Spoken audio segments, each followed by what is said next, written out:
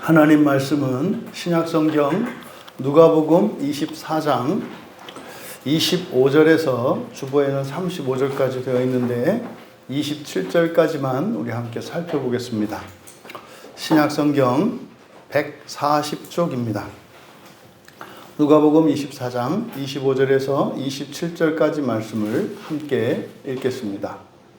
이르시되 미련하고 선지자들이 말한 모든 것을 마음에 더디 믿는 자들이여, 그리스도가 이런 고난을 받고 자기의 영광에 들어가야 할 것이 아니냐 하시고, 이에 모세와 모든 선지자의 글로 시작하여 모든 성경에 쓴 바 자기에 관한 것을 자세히 설명하시니라. 아멘. 잠시 기도합니다.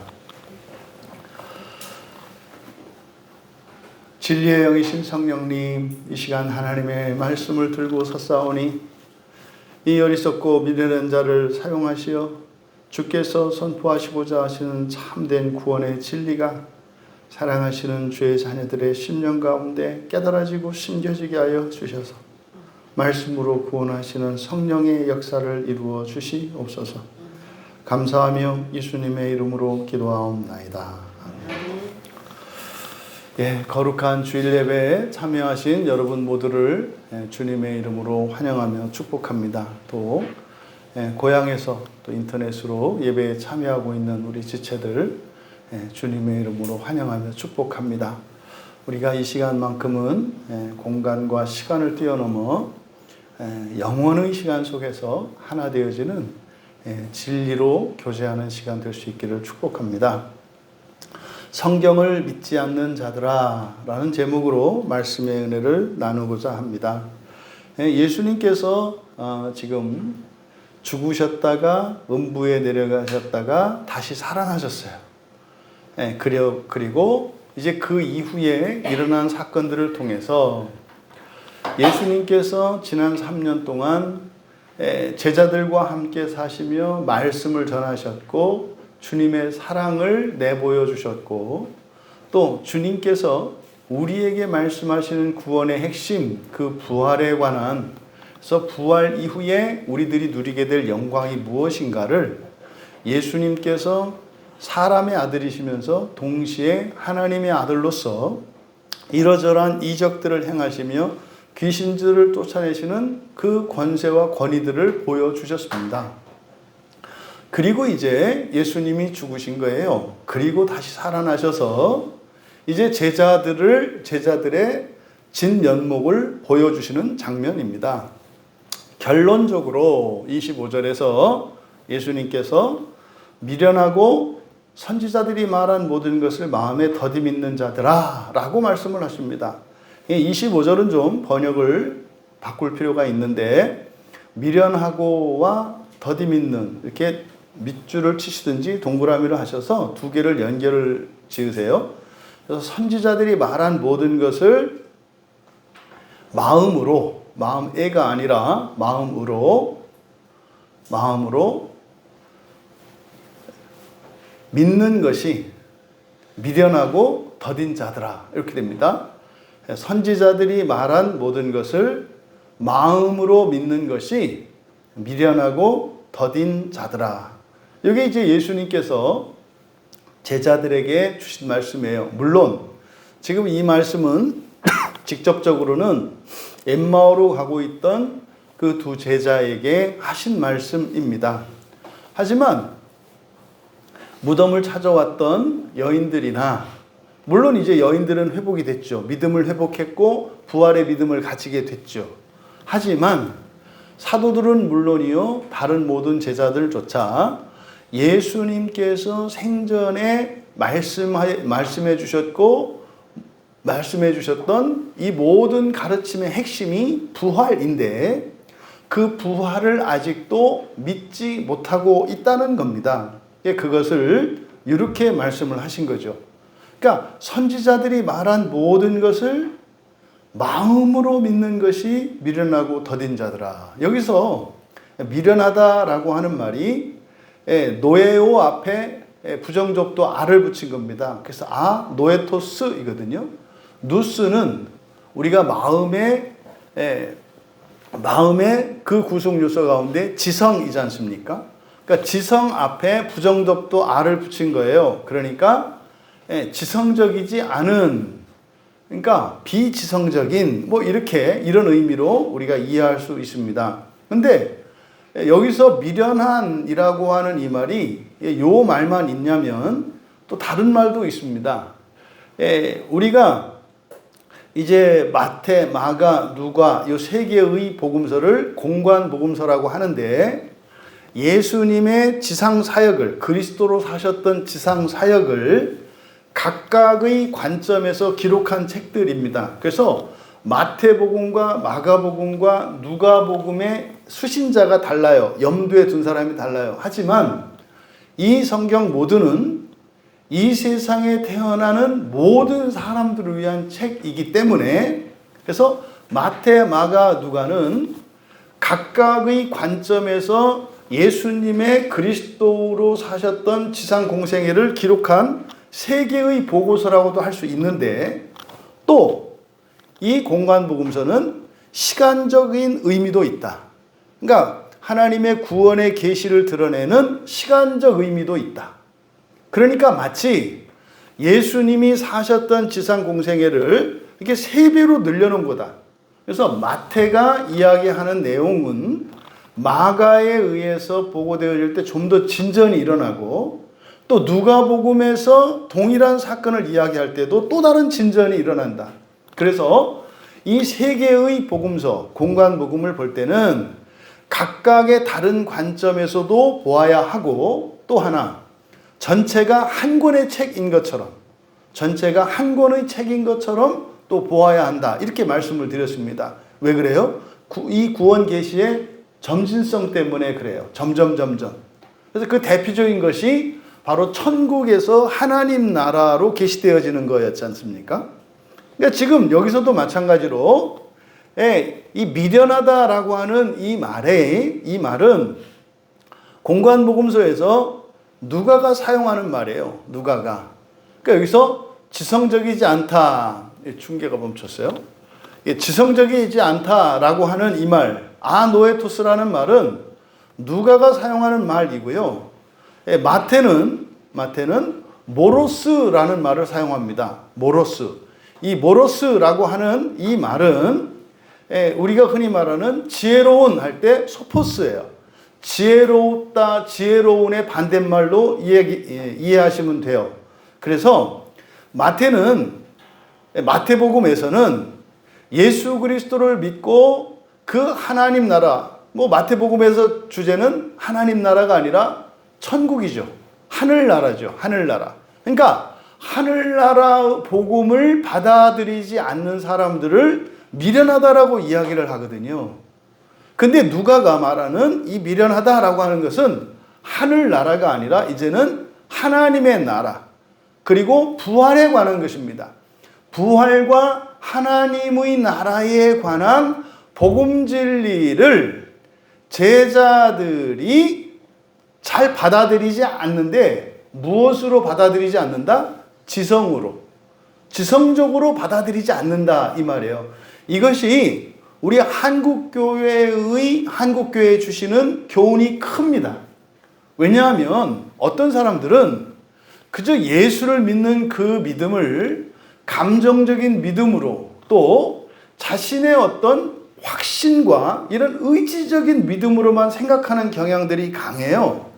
그래서 우리가 예수 그리스도를 믿고 이 부활의 복음과 하나님 나라의 복음을 받아들이는 그 일에 지성이 반드시 계속적으로 사용되어야 할 것을 말씀하시는 장면이에요.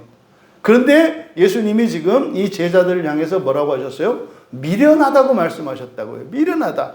여기서 미련하다라고 하는 것은 어떤 의미다? 지성을 사용하지 않는다.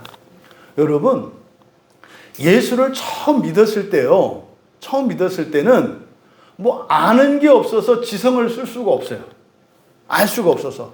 성경의 용어들이 낯설고 성경에서 이야기하는 이런 개념들이 잘 들어와 있지 않기 때문에 머리가 안 돌아간다고요. 그러니까 설교를 들어도 이게 도대체 무슨 말인지 앞뒤 그 맥락도 이해가 안 되고 잘 안 되는 때가 있어요.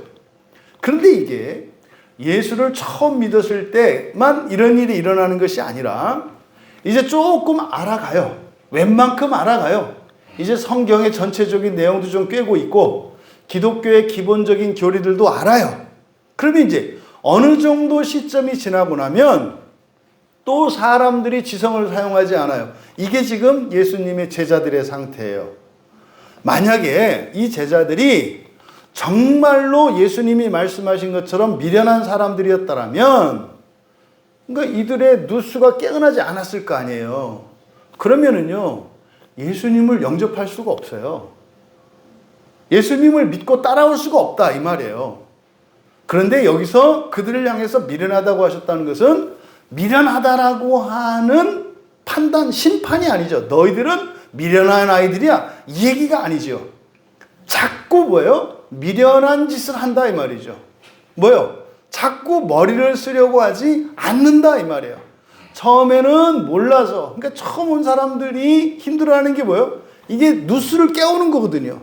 지성을 깨우는 거거든요. 그러니까 성경을 알아듣기 위해서는요, 기본적인 성경에 대한 기본적인 그 배경 지식이 있어야 하고 또 성경의 용어들을 통해서 이 기독교의 구원 교리가 무엇인지 어느 정도 알아야 알아들어요. 그걸 알기 위해서는 어떻게 해요? 성경 읽어야 하고요. 배워야 합니다. 그러니까 성경도 안 읽고 배우지도 않고 교회를 다녀요. 그 사람들은요, 누수를 사용하지 않는 사람들이거든요. 말씀드렸잖아요. 이 지상에 있는 많은 이 고등종교 가운데, 고등종교라고 하는 것은 그들의 그 종교적 교리를 드러내는 이런 경전이 있는 종교들을 고등종교라고 합니다. 그러니까 전인격을 사용하는 종교가 고등종교예요. 그러니까 미신이나 이런 것은 고등종교가 아니죠. 거긴 경전이나 이런 거 없어요. 자기 마음대로 그냥 믿는 대로 그냥 이렇게 자기 확신에 따라 믿으면 돼요. 뭔가를 하면서 말이죠. 근데 고등종교는 뭐 불교랄지 유교랄지 뭐 이슬람교랄지 이런 것들은 뭐 힌두교도 마찬가지죠. 전부 경전이 있죠, 자기들의. 이런 것을 고등종교라고 해요. 그러면요, 이런 고등종교를 믿고 있는 고등종교인들, 이들은 이 기본적으로 그들의 삶의 기본적인 생활 패턴이 뭐냐면 경전을 읽는 거예요. 그들의 경전을 읽는 거예요. 그러면은요, 기독교인들도 이런 종교의 분류에 의하면 고등종교에 속하는 사람들인데 고등종교인들이거든요. 세상의 고등종교인들 가운데에서 이렇게 자기들이 믿는 바 경전을 읽지 않는 사람들이 없어요. 그거는 진정한 신앙인이라고 할 수가 없다니까요. 왜요? 자기들이 믿는 그 종교의 기초가 되는 그 가르침을 담고 있는 이 경전들을 읽어야 그 믿는 바가 무엇인지를 알고 유익이 무엇인지 알고 거기에 맞춰서 부합하는 사람이 되어 가거든요. 그럼 기독교는요, 이 성경, 기독교의 경전은 성경 하나밖에 없죠. 성경 하나밖에 없어요. 왜 그럴까요? 그거 하나면 되기 때문에 그래요. 성경 하나면 되기 때문에 그래요. 다른 종교의 경전들은요, 많죠. 많은데 또 생겨요. 왜요? 그것으로 부족하기 때문에 그래요. 부족하기 때문에 자꾸 생겨나는 거예요. 안 되니까 또 이렇게 좀 읽으면 되겠다 싶어서 뭔가를 만들었는데 그걸 다 하고 보니까 또 안 돼요. 그래서 또 그걸 보완할 수 있는 또 무엇인가를 만들어내요. 그래서 경전이 자꾸 많아지는 거예요. 기독교에서 말입니다, 성경에 관심을 집중해야 하는데 그렇지 않으니까 자꾸 뭐가 생겨요? 다른 책들이 생겨요. 그러니까요, 기독교가 다른 종교를 따라가는 모양이 되었어요. 기독교의 핵심은요, 여러분, 성경만 드러내면 되는 거예요. 성경만 드러내면은요, 수만 권, 수십만 권, 수천만 권의 책을 읽고 그 모든 것을 알고 있는 지혜를 가진 사람들도 다다를 수 없는 진리에 이르게 돼요. 뭐가요? 성경이. 성경만 가지고. 그런데 말입니다, 이 성경은 제한되어 있잖아요. 66권으로 요 안에 이렇게 딱 제한되어 있어요. 그러니까 이 제한되어 있는 것 같은 요 한 권의 책이 말입니다, 지금 인류의 역사 속에서 쓰여졌던 모든 책들을 능가하는 지혜가 이 안에 있어요. 이거를 우리가 신비라고 하거든요. 그럼 여러분, 우리가 성경을 읽는 일은 절대적이에요. 왜요? 우리의 누수를 개발해야 되고요. 진리를 알아야 하니까요. 마치 기독교인들은 모든 게 하나님의 은혜여서 아무것도 안 하고 생각도 안 하고 이런 본성의 변화도 없이 그냥 견디다가 살고 형식적인 신앙생활만 하면 된다는 이런 말도 안 되는 생각을 하고 있어요. 이거를 예수님이 뭐라고 하셨어요? 미련하다고 말씀하신 거예요. 그러니까 이 미련하다라고 하는 것은 우리의 지성을 끊임없이 개발하고 지성을 사용해야 하는데 그것을 이제 더 이상 사용하지 않으려고 하는 이런 제자들의 태도를 예수님께서 미련하다라고 말씀하신 거다. 또 동시에 더디다. 여기서 더딘이라고 하는 이 브라디스라는 말은 이거는 그냥 말 그대로 느린 이런 뜻이에요. 느리다라는 말이에요. 느리다. 그러니까 동작이 느린 거죠. 예? 뭐 예전에는 말을 이렇게 할 때 뭐 우리나라 팔도에서 가장 말을 느리게 하는 게 뭐 충청도 사람들에서 아버지 뭐 돌 굴러가요. 죽었네. 뭐 이렇게 했다는 뭐 농담도 했는데 그 느린 거예요. 이 브라디스라는 것이 느린이라는 뜻이에요. 근데 이것은 동작만 느린 것이 아니라 여기서 예수님께서 느리다고 하는 것은 뭐 제자들의 동작이 굼뜨다는 얘기가 아니잖아요. 그러니까 바로 앞에서 미련한 것과 연결되어진 것. 미련하고 둔하다 그랬으니까 미련하고 더디다 이렇게 말씀을 하셨으니까 더딘 것도 무엇과 관련된 거예요? 지성과 관련된 거예요. 그러니까 지성이 없는 자 같아. 지성적이지 않아. 근데 게다가 그나마 있는 지성조차도 뭐예요? 즉각적으로 예민하게 즉각적으로 반응하는 것이 아니라 어떻게 해요? 천천히 반응한다 이 말이에요. 그러니까 누수가 있기는 있는데 그 누수를 사용을 하더라도 금세 받아들이지 않는. 그러니까 지금 예수님이 말씀하시고자 하는 바가 뭘까요? 사실 제자들에게는 이미 부활에 대한 그 계시가 이미 다 전해졌어요. 이 부활은요, 죽어야 부활을 해요. 죽어야. 근데 예수님이 부활하시는 것은요, 단지 예수님 자신의 영광을 위한 것이 아니라 사실은 누구를 위한 거였습니까? 이 세상에 예수를 믿는 모든 사람들을 위한 거거든요. 예수님이 그 부활의 모범이 되셔서 예수님을 따라 예수를 믿는 이들을 부활시켜 주시기 위해서 길을 내시기 위한 거거든요. 그래서 예수님의 죽음의 방식이 고난의 방식이었다고요. 그냥 죽으시는 것이 아니라 고난의 방식. 이 고난의 방식이라는 게 뭡니까? 이제 구약 성경을 들어가 보면 이것이 대속제물의 방식이었다는 걸 알게 되는 거예요. 그러니까 예수님이 이렇게 고난을 당하시면서 죽으시는 것, 이것은 부활을 위한 것인데 자신만을 위한 것이 아니라 예수를 믿는 자들의 부활을 위한 것이기 때문에 고난의 방식으로 죽으신 것이었다는 것을 우리가 알 수 있어요.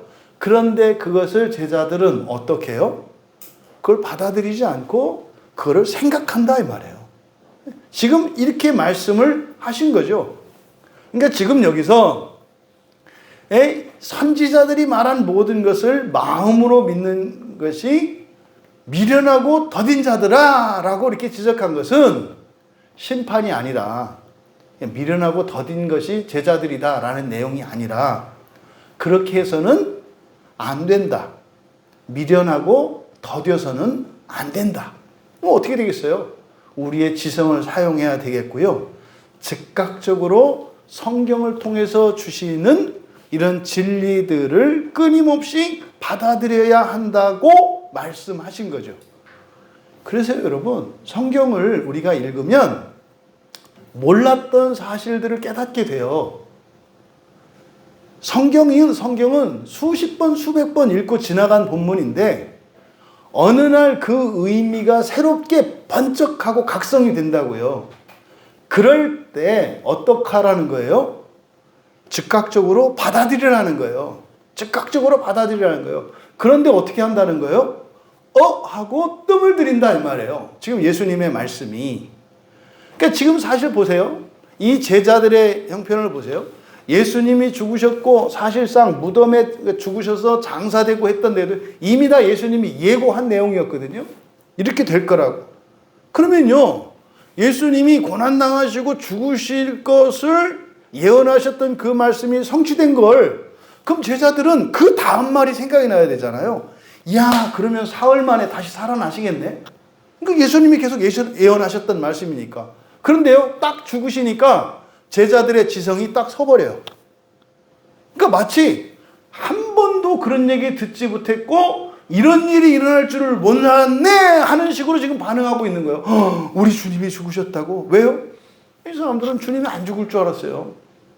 왜요? 구약에서 예언되었던 메시아는 영원히 죽지 않고 영원한 왕으로서 사실 거라고 믿었기 때문에 그래요. 근데 그거는요, 예수님의 말씀을 믿은 것이 아니라 그들이 어릴 적 들었던 구약의 메시아에 대한 계시들을 그들이 가지고 있었던 거죠. 그럼 예수님이 오셔서 이제 그 의미가 무엇인지를 가르쳐 주시면 바꿔야죠. 아, 메시아가 오셔서 초림과 재림으로 오시는 거구나. 아, 예전에 어렸을 때 우리가 배우기는 메시아는 한 번 오셔서 그냥 영원히 우리의 왕이 된다고 우리가 배웠었는데, 그리고 사람이 메시아라고 생각을 했는데, 메시아는 하나님이셨고, 그 하나님이 우리의 대속제물로 먼저 오셔서 초림으로 오셔서 죽으시고, 그 다음에 다시 살아나시고, 그리고 장차 우리들의 부활이 준비되어지면 그때 부활의 영광으로 오셔서 함께 하나님 나라에 들어가는 거구나. 이걸 예수님한테 직접 배웠단 말이에요. 그걸 받아들이면 되는데 예수님이 딱 죽으시고 나니까 멈춰버렸어요. 그렇잖아요, 우리도. 갑자기 어떤 돌발 상황이나 논란 상황에 딱 처하게 되면은 그냥 생각이 멈춰버리잖아요. 요걸 지금 미련하다라고 얘기를 하는 거죠. 여러분, 예수님은요, 하나님이세요. 그리고 예수님이 죽으실 거라 그랬어요. 그러면은 사흘 만에 살아나신다 그랬으면 그 말도 믿어야 된다 그랬잖아요. 그러면 한번 여러분들에게 적용하셔야 돼요. 그냥 이렇게 제자들 얘기로 들으시면 맞아. 예수님이 고난받고 죽으셨다가 장사 되시고 음부에 내려가셨다가 다시 사흘 만에 살아나신다. 그걸 왜 못 믿어? 그걸 왜 까먹어? 그건 이제 제자들 얘기고 한번 여러분을 한번 보시자고요. 여러분이 지난 한 주 사시는 동안 이런저런 고난이 있지 않으셨어요? 있을 거라고 성경에서 예언을 했다니까요. 여러분들이 예수와 함께 부활에 참여할 사람들이라면 그렇게 고난당하는 일이 있을 거라고 말씀하신 거라니까요. 그러면 여러분이 이런저런 어려운 일을 겪었을 때 거기서 부활이 생각이 나더냐고요. 응? 그게 반드시 해결이 되고 극복이 되고 오히려 그것 때문에 여러분이 새로워질 것이라고 하는 소망이 되더냐 이 말이에요. 여러분이 막 이런저런 번거롭고 힘든 일이 생기면 막 소망이 솟아나요. 막 기뻐요. 이야, 이제는 주님께서 이걸로 나를 새롭게 이걸 안 하는 거를 미련하다고 한 거예요. 생각하면 안 미련한 거예요. 안 미련한 거예요. 이 얘기를 하는 거예요. 그러니까 지금 제자들로만 우리들에게 적용을 해야 된다. 그러면요, 여러분 주변에 이번에 그 백인 노예로 인해서 이 끔찍한 포항에 그 수재가 있었잖아요. 그러니까 흰남노를 제가 백인 노예라고 얘기를 한 거예요. 흰색 남자 노예. 그래서 이거로 인해서 끔찍한 일이 일어났잖아요. 지금 그 중학교 아이가 죽음을 직감했는지 엄마 키워줘서 고마워요. 이런 자식이 어떻게 그런 얘기를 또 그때 하냐고. 집단에는 아마 엄마가 돌아가실 거라고 생각했나 보죠. 그렇죠? 그랬던 것 같아요. 엄마가 죽더라도 자식은 살려야 되니까 너는 빨리 피해라 한 거예요. 이놈이 효자님의 틀림이 없어요. 그때 그 생각이 나는 거죠. 부모를 잃었으니 그 아이가 평생 그 어머니의 그 마지막 그 모습을 잊을 수가 있겠습니까? 너무 기가 막히지 않아요? 이런 일이 일어났을 때 여러분들은 거기서 부활을 보느냐 이 말이에요. 마음 아파요. 너무 마음 아픈 일이거든요. 그런데 예수님께서 제자들에게 미련하다라고 얘기했는데 이 시대의 기독교인들에게 예수님께서 미련하다라고 말씀을 하셨다면 뭘 보고 미련하다고 하셨는가? 그리스도인의 인생 가운데 일어나는 이러저러한 고난들을 통해 고난들을 그냥 이해하지 못하고 그것에 낙심하고 절망하고 마치 그것이 영원할 것처럼 생각하는 이걸 미련하다고 말씀하신 거다 이 말이에요. 여러분, 미련하지 않은 여러분 되시기 바랍니다. 그럼 이때 미련하다는 것의 핵심은 뭐예요? 하나님의 말씀을 생각하는 거예요. 하나님의 말씀을 떠올리는 거예요. 이게 미련하지 않은 거예요. 왜? 이 누스가 작동되는 것은 지식인데요. 그 지식은 진리거든요. 우리의 누스가 작동되는 그 원료는 진리예요. 진리는 성경 말씀이잖아요. 그러니까 우리가 알고 있는 성경 말씀으로 우리의 일상에서 겪는 고난과 불행을 해석할 수 있는 거, 이게 지혜로운 거거든요. 근데 이게 안 되면 미련한 게 된다 이 말이에요. 근데 또 느리다, 더디다 그랬어요. 미련하고 더디다. 더딘 건 뭐예요? 하나님의 말씀이 생각이 났어. 그런데요, 안 받아들여지는 거죠. 안 받아들여지는 거죠. 이것만큼은 이건 안 될 것 같다라든지, 이것만큼은 그거하고 다른 거라든지, 이렇게 받아들이는 거죠. 이거는 내가 억울하고 분통 터지는 거지, 이거는 그 고난이 아닐 거야. 이렇게 하는. 이게 더딘 거예요. 이게 뭡니까? 뺑뺑뺑뺑 돌아서 오는 거죠. 이 고난은 고난이고 저 고난은 고난이 아닙니까? 고난은 고난이라니까요. 물론 악한 고난이 있고 선한 고난이 있죠. 하지만 모든 고난은, 성도들에게 겪는 고난은 원인은 다를 수 있고 그 특성도 성격도 다를 수 있습니다만 성도들에게 오는 모든 고난의 결론은 뭐예요? 부활이에요. 부활이에요. 새로워지는 거라니까요. 실패와 이런 불행은 그리스도인들을 새롭게 하는, 이건 큰 도구가 된다 이 말이에요. 이것이 그렇게 안 받아들여져요. 이거를 예수님께서 미련하고 더디다라고 얘기를 한 거예요. 그래서 마음으로 믿는 것이 미련하고 더디다. 그러니까 왜 마음으로라고 하셨는지 아시겠죠? 왜? 마음은 우리가 지성과 감성과 의지, 요것이 또 요것에 이제 이 열정으로 인해서 이렇게 올라와야 되잖아요. 요것이 안 되는 것을 그래서 마음으로라고 말씀을 한 거예요. 아, 이게 예수님이 우리의 마음의 작용에 대해서 말씀하신 거구나. 이렇게 알 수 있는 거죠. 그런데 무엇을 마음으로 믿는 것이 미련하고 더디다고요? 선지자들이 말한 모든 것. 이것은 바로 뒤에 지금 27절에 보면 이제 성경에 대한 예수님의 그 가르침을 주시는데 27절에 보시면 모세와 모든 선지자의 글로 시작하여 모든 성경에 쓴 바 자기에 관한 것, 이렇게 되어 있지 않습니까? 이게 지금 우리말 성경은 이렇게 됐으니까 잘 이해가 안 됩니다만 히브리 사람들이, 그러니까 이스라엘 사람들이죠. 이스라엘 사람들이 성경을 분류할 때는 세 가지로 분류한다고 그랬어요. 66권을 분류할 때 우리는 66권이 아니죠. 성경에서 나오는 성경은 구약 성경만을 말하는 겁니다. 하나님의 말씀, 성경 이렇게 하면, 왜냐하면 이때는 아직 성경이 없어요. 그러니까 여기서 신약 성경에서 말하는 모든 성경은 구약 성경을 말하는 거예요. 그러면 그 구약 성경은 그때 이스라엘 사람들에게는 구약 성경이 세 수로 분류되었다고요. 첫째, 토라.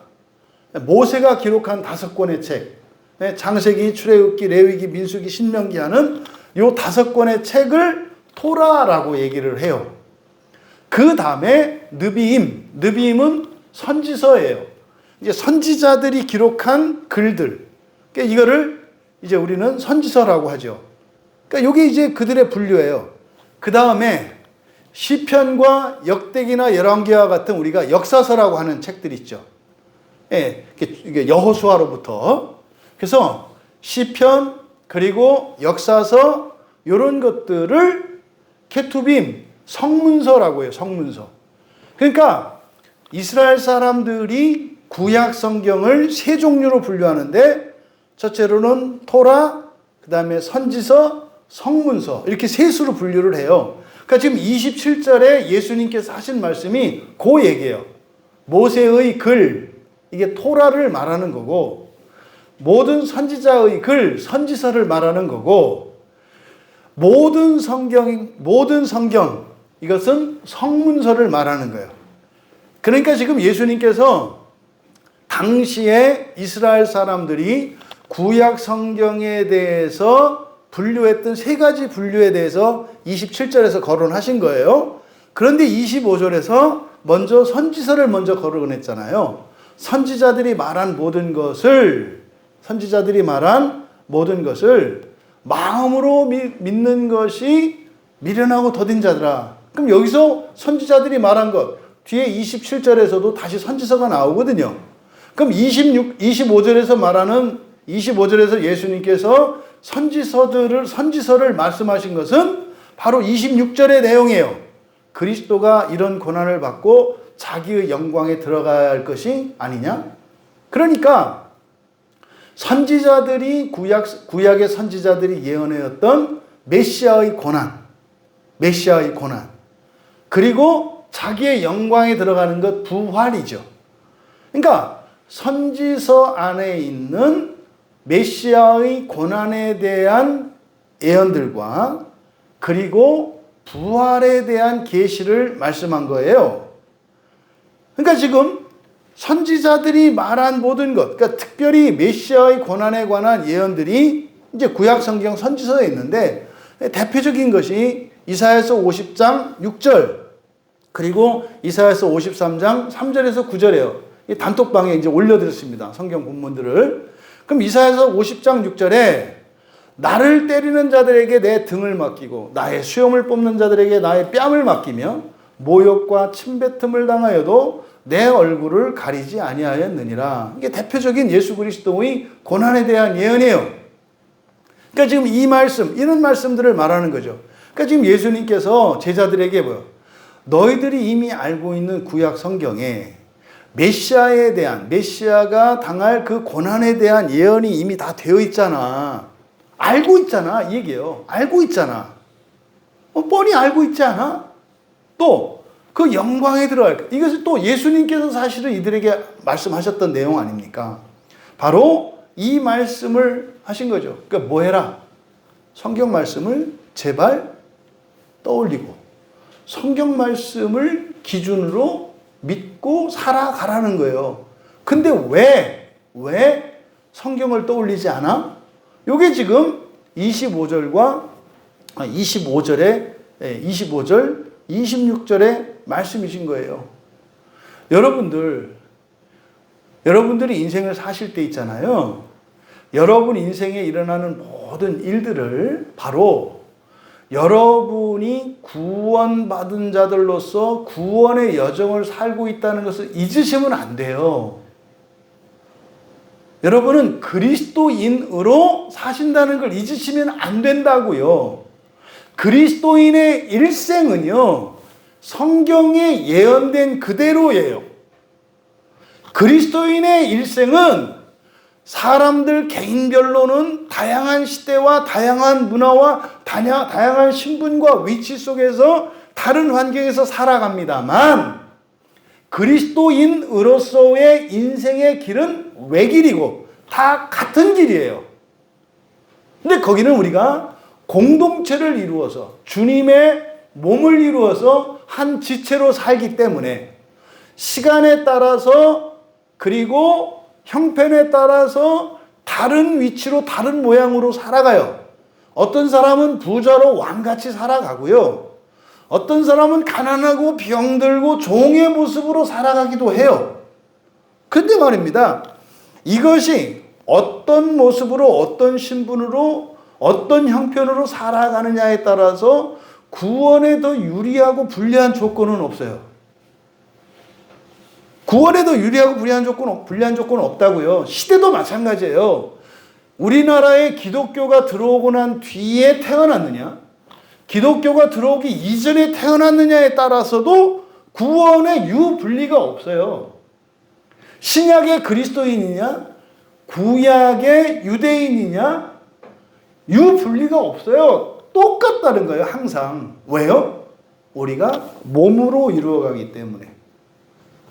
이번 여러분 추석 때 명절에 성묘하셔서, 제가 성묘하시면 어떻게 알았어요? 우리 집사님들은. 뭐 이렇게 종산에 가시는 분들 같으면은 그 종산을 향해서, 조상님들 최고의 효자 누구누구 왔습니다, 이렇게 하라 그랬잖아요. 선포하고. 왜 효자예요? 여러분들이 여러분의 가문에 하나님의 의가 공급되어지는 통로 역할을 했기 때문에 그래요. 통로. 외부에서 전기가 이제 이 내부로 들어올 때 거기를 인입선이라고 그래요. 인입선. 전기가 들어오는 선. 그게 이제 배전판으로 딱 연결이 되죠. 옛날에는 도란스라고 그랬어요. 이렇게 도란스. 두꺼비친. 예? 그러면 그 통해서 이렇게 전기가 들어오잖아요. 그래서 그 차단기를 딱 꺼버리면 다 끄잖아요. 그러니까 여러분의 역할이 그 역할이거든요. 그러니까 여러분이 신앙생활이 딱 미련해져. 그럼 이게 여러분 개인만의 문제가 아니라 뭐예요? 여러분 가문 전체의 문제. 여러분 가문이 깜깜해져요. 여러분 개인에게 은혜가 떨어지고 그러면 개인 문제가 아니라니까요. 이게 실감이 잘 안 되실 수 있는데 이게 성경의 가르침이라니까요. 여러분, 우리는 그리스도의 몸입니다라고 할 때 그 몸된 지체라고 하는 것은요, 시대와 공간과 세대와 민족을 초월하는 거예요. 하늘과 땅을 다 초월하는 거예요. 그러니까 우리들의 이 신앙생활은 그냥 개인적인 거 아니라니까요.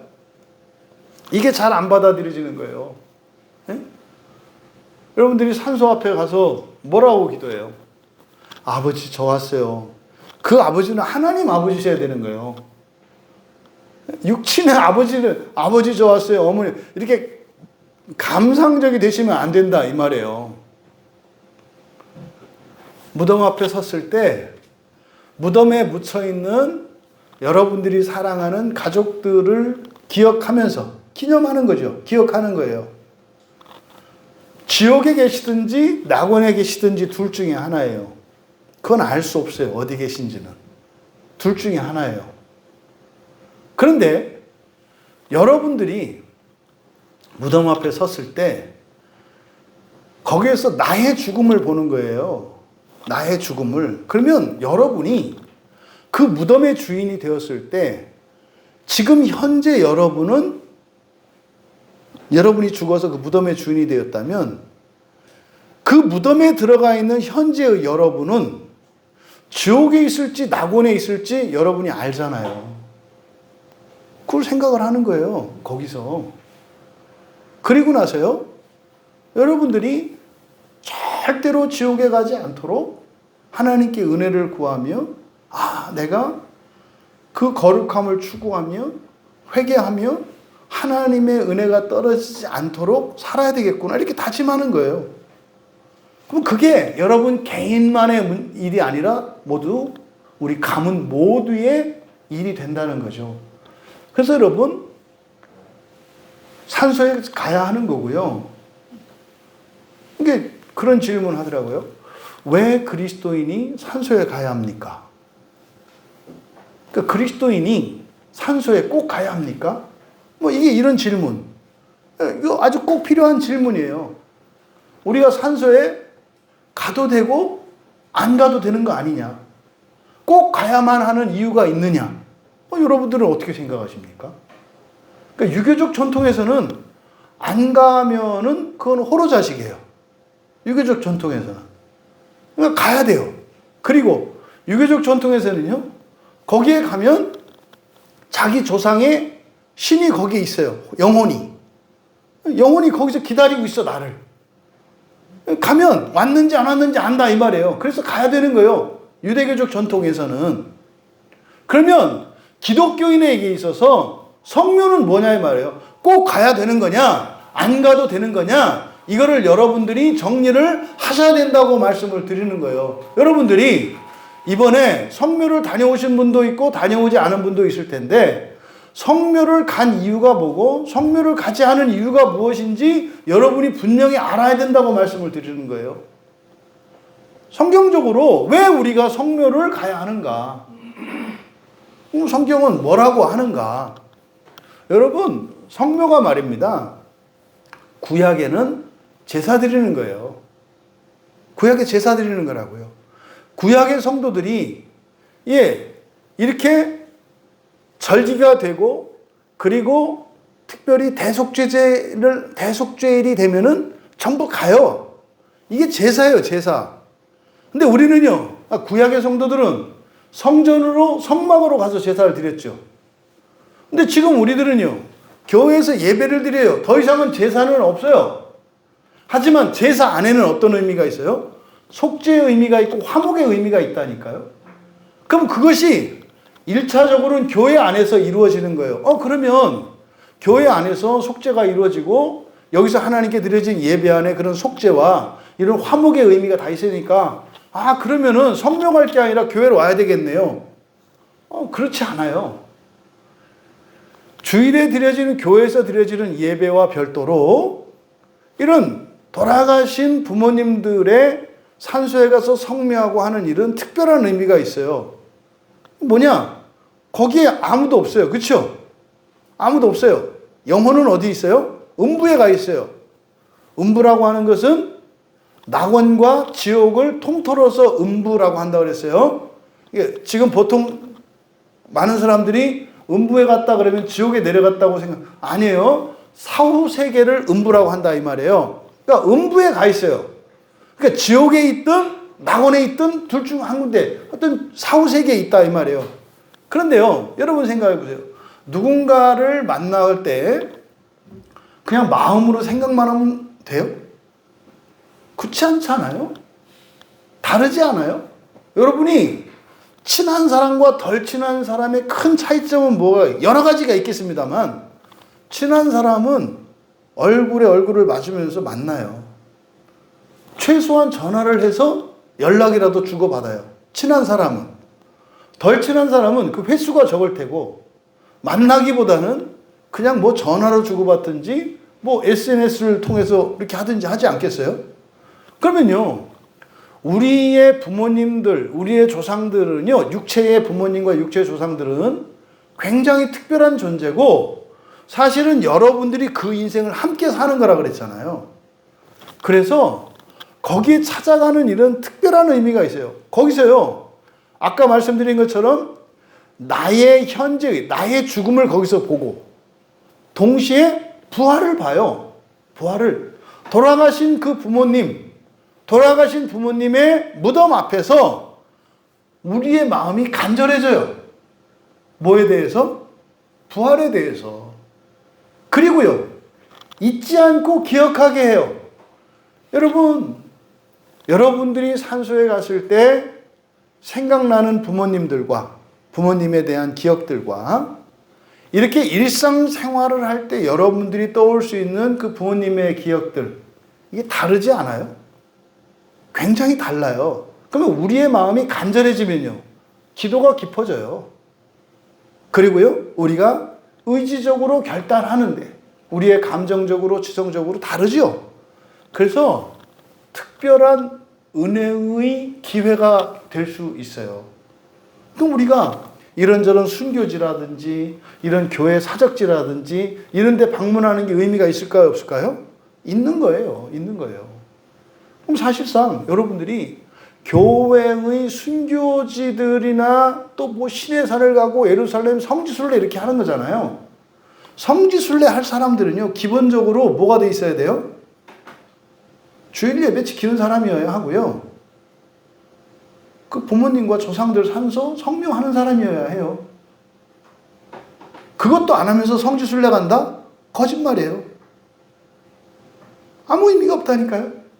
아니, 자기의 몸된 자기의 가문과 가족들의 구원에 신경 쓰지 않는 사람이 성지순례 간들 뭐 하겠어요? 성질만 나빠져요. 그 성질은 그 성지가 아니지. 그러니까 뭐 갔다 왔다고 자랑이나 하고 뭐 사진이나 찍어가지고 그래서 뭔데? 여러분, 이런 거를 여러분 소홀히 여기시면 안 된다. 말씀드리고자 하는 바는 뭐다? 추석 명절이었어요. 성묘를 가요. 산소에 가요. 이것은 그리스도인은 그런데 안 가는 게 아니에요. 가는 거예요. 가서 그 의미와 가치가 달라지는 거죠. 이걸 여러분들이 정리하시기를 바라요. 그럼 여러분, 이게 지금 여기서 말하는 예수님이 말씀하신 부활에 대한 이러한 구원 계시가 우리의 실제의 삶 속에 적용이 돼야 돼요. 그러니까요, 부활을 믿지 않기 때문에 죽은 사람하고 인연을 끊어버리는 거예요. 끝났다는 거죠. 옛사람이잖아요, 옛사람. 여러분 생각해 보세요. 부활을 믿는 사람이 부활의 순서가 어떻게 됩니까? 부활할 때 몸이 먼저 살아나요. 몸이 먼저 살아나요. 그러니까 지옥에 갈 사람이든 낙원에 갈 사람이든 몸이 먼저 살아나는 일이 일어나요. 그건 예수님 때 이미 일어났었잖아요. 예수님 때 이미 일어났다고요. 무덤이 터지고 무덤이 열리고 죽었던 사람들이 몸이 다시 살아나는 일이 일어나요. 그럼 이 사람들이 생전의 사건들을 기억할까요? 못할까요? 해요. 이 다음에 저는 그렇게 생각을 해요. 우리가 부활할 때 말입니다. 부활하기 전에 어떤 일이 일어나냐면 이제 종말에 다다르면은 여러분들이 못 만났던 할아버지, 할머니, 증조, 고조 그 윗분들을 다 만나시게 될 거예요. 성경의 원리가 그래요. 그 가족과 가문은요, 민족은요, 다 함께 만나는 일이 일어나요. 다 함께 만난다고요. 그래서 저는 할아버지를 뵌 적이 없어요. 네. 저 태어나기도 전에 뭐 이미 돌아가셨기 때문에 뵌 적이 없어요. 근데요, 여러분 부활을 믿는다는 거는요, 여러분들이 직접 보지 못했던 조상들을 직접 보는 날이 있다는 것을 믿는 게 포함되어 있어요. 여러분 중에 혹시 부모님들이 돌아가셨어요? 끝난 게 아니에요. 돌아가신 이후에 우리의 삶에 대해서 여러분의 부모님들과 이야기할 날이 올 거라는 걸 말하는 거예요. 그 뒤에 어떻게 살았니? 그리고 여러분들이 살면서 부모님들을 위해서 기도하고 부모님들의 구원을 위해서 여러분이 거룩한 삶을 추구하면서 살아갔을 때 고맙다라는 말을 들으실 거예요. 우리 돌아가신 조상들로부터 고맙다는 말을 들으실 거라고요. 나한테 많이 도움이 됐다. 그때 참 힘들었는데 하나님이 알려주시더라. 지금 살고 있는 내 후손 누가 부모를 생각하고 조상을 생각하면서 기도하고 자기의 정욕대로 살지 않고 그걸 꺾고 자기의 육체의 편안함이나 즐거움을 꺾고 참고 살았다. 회개했다. 본성이 변했다. 그러면요, 여러분에게 일어난 본성의 변화는 여러분의 조상들에게 그대로 이어져요, 여러분. 제발 죽은 사람들과 인연을 끝내지 마라. 부활은 계속된다고 이야기를 해요. 그러니까 어느 날 뿅 하고 이게 말도 안 되는 소리예요. 연속되고 있어요. 다만 돌아가신 분들은 역사의 무대에서 사라진 것뿐이에요. 그래서 이 역사를 우리들에게 맡긴 것뿐이에요. 우리들도 이 역사의 무대에서 사라져서 뒤에 앉아서 살아가는 우리 후손들에 의해서 이제 이끌림을 받는 때가 와요. 이게 사후세계예요. 그러니까 여러분, 우리의 인생은 계속돼요. 그러니까 우리가 조상들을 기억하고 우리의 후손들에게 바른 신앙을 전수하는 일이 얼마나 중요한지 몰라요. 그리스도인의 인생의 영광은 여기에 있다니까요, 여러분. 부활이라는 게 이런 거라니까요. 그렇게 몸이 다시 살아나서 온 가족이, 온 가문이 함께 모여서 그 나누는 시간을 주실 거예요, 하나님이. 그리고 나서 최종적인 심판이 이루어져요. 그때 심판이 뭐냐? 하나님 나라에 부활하여 들어갈 수 있는 사람과 아직은 안 되는 사람이 나뉘어요. 그때 이별이 있겠죠. 그때 이별이 있겠죠. 그때 어떤 사람은 아직 안 된다고 왼쪽으로 하나님이 물리실 거고요. 부활할 수 있는 사람은 오른쪽으로 물리실 거라고요. 오른쪽으로 이렇게 나누실 거라고요. 그리고요, 부활에 임하는 사람들은 부활을 해요. 부활하는 순간 신적 존재가 되기 때문에 사람으로 살았던 인연이나 이런 것들은 의미가 없어집니다. 부활하는 순간. 신이 되니까. 근데 몸이 다시 살아났을 때는 사람으로서의 기억이 완전히 다 회복이 돼요. 모든 은원관계도 다 해결이 돼요. 다 이해가 돼요. 그리고 부활에 참여하는 사람들은 이제 하나님 나라에 하나님과 연합하게 되죠. 그리고 아직 부활하지 못한 사람은 여전히 죄 있는 인간으로서 지옥의 연단을 계속 받게 될 거예요. 그리고 그 연단이 끝나는 대로 순차적으로 부활해서 올라오겠죠. 이게 부활에 대한 성경의 가르침이에요. 그냥 간단하게 예수를 믿고 교회 다녔다 그래서 부활하고, 그게 아니에요, 여러분. 모든 성도가 다 함께 부활하는 때가 있어요. 그걸 종말이라고 한다고 그랬죠. 종말. 우주적인 종말이고 역사적인 종말이에요. 그 종말이 있어요. 그때는 예수를 믿는 사람들은, 심지어 예수를 믿은 여러분을 통해서 여러분들의 조상까지도 부활에 참여하게 돼요. 그런데 우리의 관심은 거기가 아니에요. 그거는 하나님께 감사할 일이고요. 우리의 관심은 몸이 다시 살았다가 심판을 받는 이때예요. 이때 즉시 부활하는 걸 뭐라고 한다고요? 첫째 부활이라고 한다. 이걸 목표로, 그러니까 여기에 이룰 수 있는 이것이 오직 예수 그리스도를 통해서만 그게 가능하다 이 말이에요. 이게 여러분 부활을 믿는 거예요. 그러면 우리가 유교적 전통화에서 살아왔던 우리나라의 이런 관습이나 이런 것들의 의미를 여러분들이 기독교적으로 재해석하셔야 되는 거예요. 이러한 모든 것들, 이게 뭡니까? 선지자들이 말한 모든 것을 마음으로 믿는 거예요. 그러니까 이 성경을 통해서 여러분의 개인사와 여러분의 가문사, 심지어는 우리나라의 역사와 전통과 문화와 관습 모든 것들을 재해석하는 거예요. 근데 이게 뭐예요? 미련하고 더디다. 그게 안 된다 이 말이에요. 여러분, 마음으로 성경의 모든 말씀들을 즉시 믿고 그 말씀을 믿을 수 있는 지혜로운 여러분들 다 되시기를 바랍니다. 그래서 그리스도께서, 다시 메시아죠. 그리스도는 히브리어로는 메시아라고 그랬어요.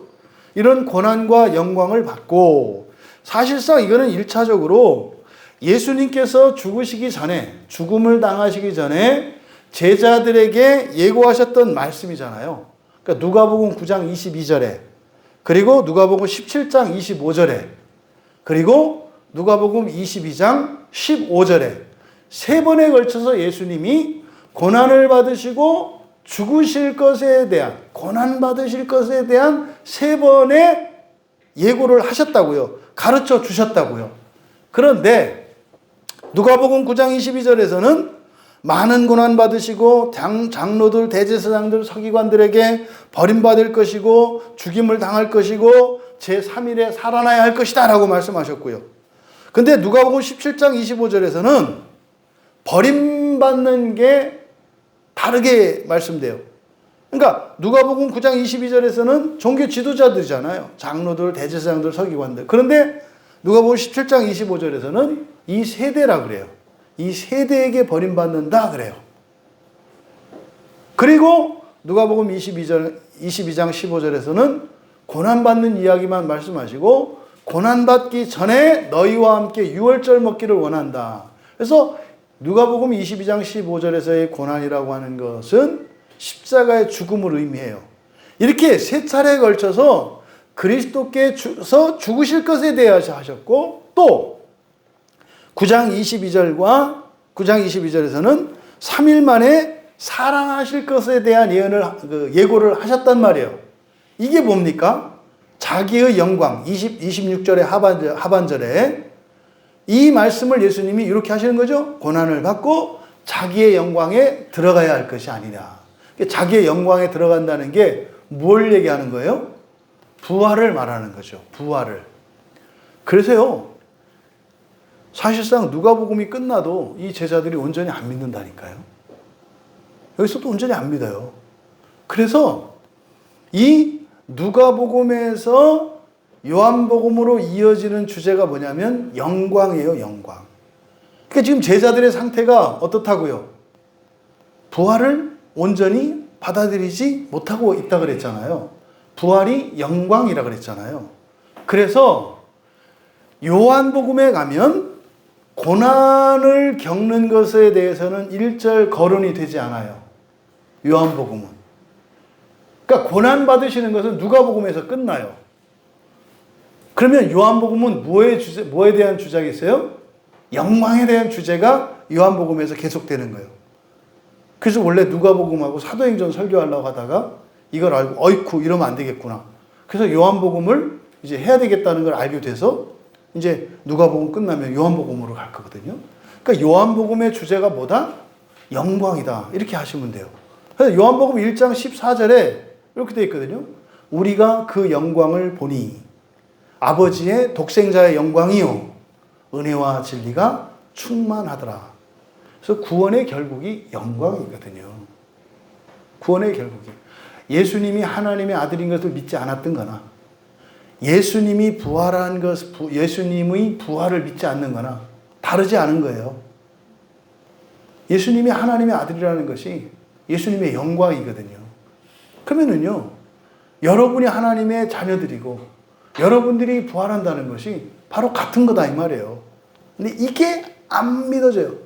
지금 보세요. 이 관점에서 보면 2000년이 지난 지금 우리들을 지금 이 시대의 기독교인들을 향해서 예수님께서 그때 제자들에게 미련하고 더딘 자들아 라고 말씀하셨던 그 말씀이 그렇게 크게 달라질까요? 안타까운 사실은 별로 달라지지 않았다는 거예요. 지금도 우리가 부활할 거라고 하는 건 다 믿어요. 하나님 나라에 들어간다는 거 믿어요. 그럼 구체적으로 누가 어떻게 들어가는 것이고 그게 뭐냐라고 하면은 없어요. 그냥 대충이고 뭉뚱그려요. 정확하지가 않아요. 그게 뭐예요? 모든 것을 마음으로 믿는 것에 미련하고 더딘 자들이기 때문에 그래요. 어떻게 이럴 수가 있냐 이 말이에요. 어떻게. 쉬운 게 아니죠. 여러분 히브리서 2장 10절에서도 이 말씀을 이렇게 거론을 해요. 그로 말미암은 많은 아들들을 이끌어. 누구를 이끌어요? 많은 아들들. 이게 누구겠어요? 예수 그리스도를 믿는 이들이거든요. 믿는 이들 가운데 성경에 기록된 모든 말씀을 마음으로 믿는 사람들이죠. 왜? 뒤에 내용이 뭐냐면 많은 아들들을 이끌어 영광에 들어가게 하시는 일에 그들의 구원의 창시자를 고난을 통하여 온전하게 하심이 합당하도다. 같은 내용이에요. 모든 그리스도인이 동시에 부활하지 않아요. 모든 그리스도인이 동시에 부활하지 않아요. 모든 그리스도인은 부활해요. 모든 그리스도인은 부활해요. 하지만 동시에 부활하는 것은 아니에요. 그러면은요, 누가 그리스도와 함께 그 첫째 부활의 영광에 참여해요? 고난을 겪고 죽고 다시 살아나는 자들이에요. 이때 고난을 겪는다는 것은요, 이 세상 그리스도인 중에 고난 안 겪는 사람이 어디 있어요? 그 고난이 무엇을 위한 고난이라는 것을 믿으면서 겪는 거예요? 부활을 위한 고난으로 바꾸셔야 된다 이 말이에요. 어떤 사람들은요, 고난이 죽음의 고난이고요. 어떤 사람에게는 부활의 고난이에요. 무슨 말입니까? 고난이 찾아왔을 때 그 고난의 의미가 다르다 이 말이에요. 이 고난 때문에 미치겠네, 죽겠네. 이거는 죽음의 고난이에요. 그건 자기가 믿는 게 그렇게 믿는 거 아닙니까? 그대로 된다니까요. 고난이 찾아왔어요. 힘들죠. 괴롭죠. 그런데 이것이 부활을 위한 것임을 믿고 즉각적으로 받아들이는 거예요. 우리의 지성으로 알고 받아들이는 거예요. 그러니까요, 고난은 이 세상을 살아가는 사람들을 불행하게 하는 요소거든요. 근데 그것이 영광이라는 것을 지성적으로 받아들이는 거예요. 근데 거기에 대해서 뭐가 반대를 해요? 감정이 반대한다고요. 싫어요. 이때 느끼는 고통은 감정적인 고통이에요. 지성적인 고통이 아니에요. 그잖아요? 계획표 세울 때는 쉬지 않고 막 공부만 하게 하잖아요. 지성적으로 그게 좋으니까. 근데 그거 안 지키잖아요. 왜요? 고통스럽잖아요. 그럼 누가 느끼는 고통이에요? 감정이 느끼는 고통이에요. 그래서 우리들이 이 고통, 이 고난에 대한 이해를 여러분들이 지성적으로는 선한 거라는 거 알아. 다 그러잖아요. 열심히 살고 정직하게 살고 뭐하는 거 다 좋다는 거 다 알잖아요. 그런데요, 안 돼요. 왜? 싫어. 그렇게 하려면 잠자지 말아야 되지. 또 하기 싫을 때 꼭 참아야지. 이 감정이 괴로워. 여러분, 요 얘기를 하는 거예요. 그럴 수밖에 없어요, 우리는. 하지만 지금 여기서 거론하는 거 뭐예요? 여러분의 지성과 관련된 거라고요. 지성과. 감정의 고통과 싫음은 어쩔 수 없어요. 있어요. 이 싸움이 계속 일어나는 거예요. 싫어. 그래도 이거는 좋은 거야. 그래도 해야 돼. 이 싸움이 계속 일어나죠. 우리 안에서. 이렇게 하면서 우리의 마음이 기경이 되는 거예요. 이게 바로 이 이야기를 히브리서 2장 10절에서 밝힌 거다. 이어서 예수님께서 구약 성경 모든 것이죠. 거기에 대해서 자세히 설명하셨다. 그러니까 이게 짧은 시간이 아니에요. 그리고 사실은 이게 예전부터도 많은 사람들이 궁금해하는 거예요. 지금 사실은 27절은요. 이 사람들에게 예수님이 뭐 해주신 거예요? 성경 공부시켜 주신 거예요. 성경 공부시켜 주신 거예요. 그래서 자세히 설명하시느니라. 이게 해석해 주신 거거든요. 그러니까 구약 성경의 모든 것, 토라와 선지서와 성문서에 대한, 그러니까 이게 구약 성경 전체다 이렇게 이해하시면 돼요. 구약 성경 전체에 대해서. 그러면 여러분, 아이고 가시는 동안 그 얘기를 어떻게 다 했겠어요? 그 읽어도 그럴 수가 없겠네. 그렇지 않아요? 그러니까 여기서는요, 구약 성경에 있는 모세오경의 어떤 구절들, 그리고 선지서에 있는 어떤 구절들, 그리고 성문서에 있는 어떤 구절들을 가지고 예수님이 설명해 주신 거죠. 근데 이게 누구에 대해서? 자기에 관한 것, 그러니까 예수 그리스도에 대해서 기록된 것을 예수님께서 찝어서 얘기해 주셨다는 거예요. 그러면 대표적으로 토라에 기록되어진 거, 토라에 기록되어진 모세오경이죠. 모세오경에 보면 사람의 창조가, 사람이라고 하는 존재가 창조와 재창조를 통해서 완성된다는 것을 우리에게 가르쳐줘요. 이게 창세기 1장이라고 그랬잖아요. 다른 모든 것들은 한 번에 창조돼요. 창조로 완성이 돼요. 근데 사람만큼은 어떻게 돼요? 재창조로 완성이 돼요. 이게 창세기 1장의 계시의 시작이에요. 사람이라고 하는 존재는 어떻다? 한 번, 두 번.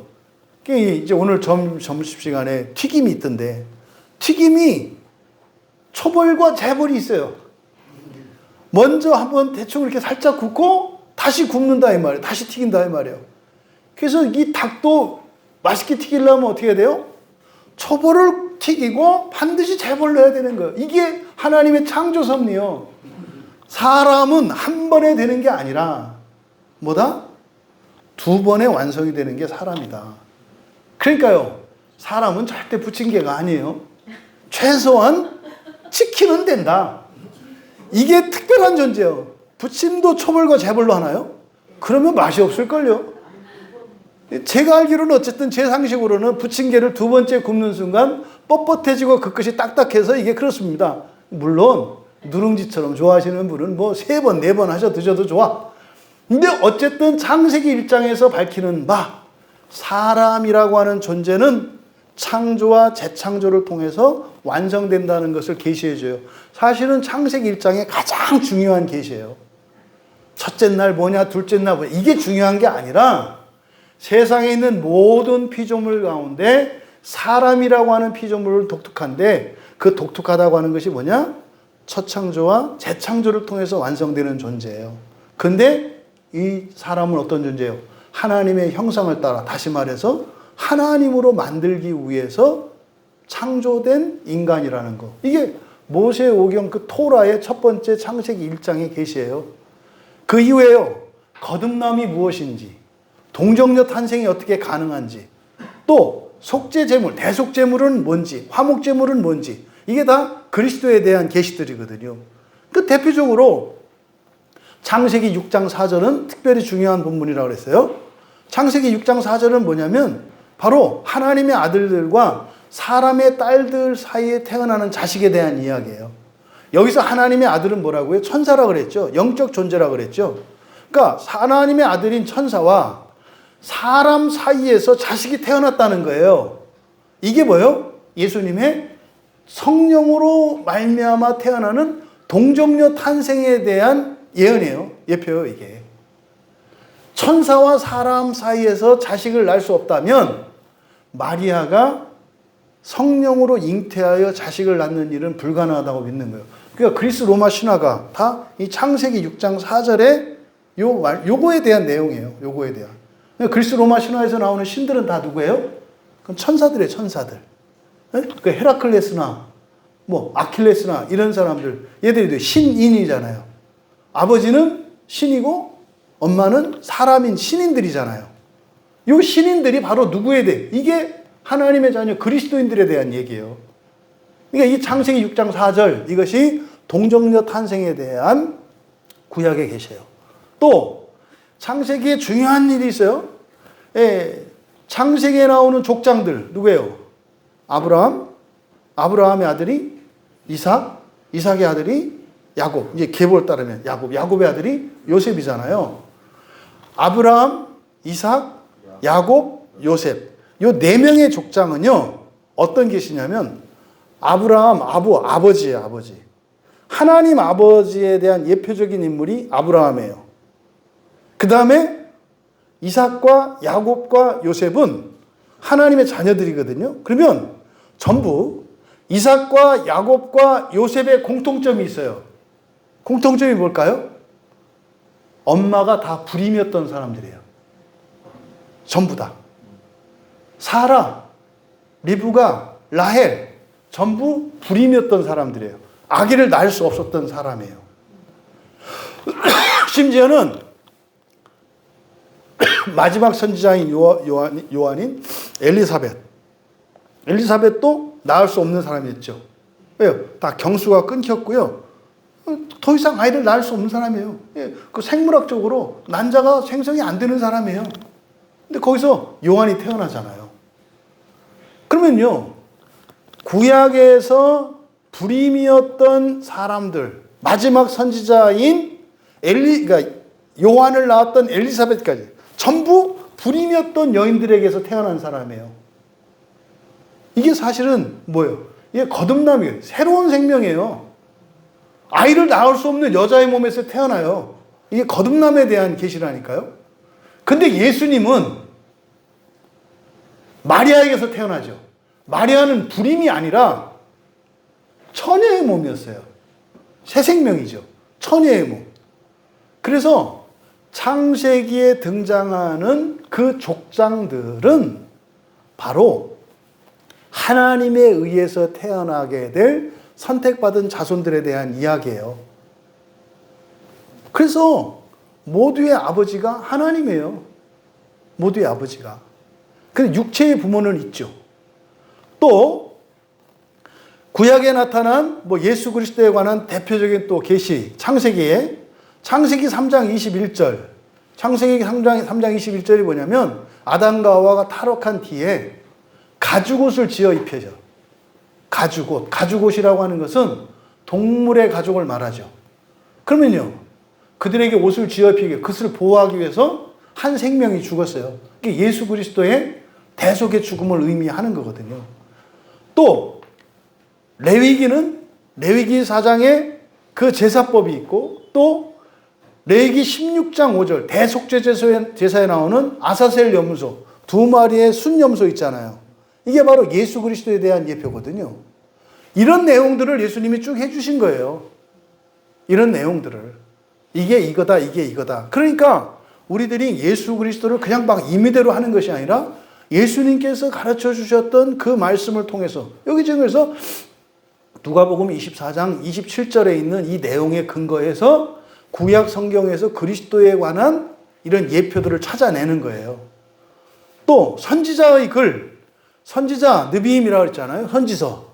느비임에는요, 그리스도의 고난에 대해서, 그리고 부활에 대해서, 하나님의 나라에 대한 계시들이 선지서 안에 들어가 있어요.